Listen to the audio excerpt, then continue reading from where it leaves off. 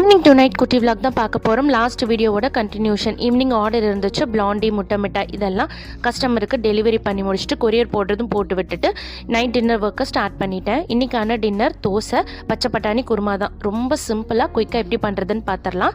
8 மணி நேரம் ஊற வச்சுருந்த பச்சை பட்டாணியை குக்கரில் சேர்த்துட்டு கொஞ்சமாக உப்பு சேர்த்து ஒரு 4-5 விசில் விட்டு வேக வச்சு எடுத்து வச்சுக்கோங்க. இப்போ கடாயில் கொஞ்சமாக எண்ணெய் விட்டுட்டு ஒரு பட்டை, ஒரு ஏலக்காய், 3 கிராம்பு, 1 டீஸ்பூன் சோம்பு சேர்த்துட்டு நல்லா பொரிஞ்சதுக்கப்புறமா பெரிய வெங்காயம், இஞ்சி, பூண்டு, பச்சை மிளகாய், கொத்தமல்லி, புதினா நல்லா வதங்கினதுக்கு அப்புறமா தேங்காய், அது கூடவே கொஞ்சமாக பொட்டுக்கல்ல சேர்த்துட்டு நல்லா அரைச்சி வச்சு ஃபைனாக அரைச்சி எடுத்து வச்சுக்கோங்க.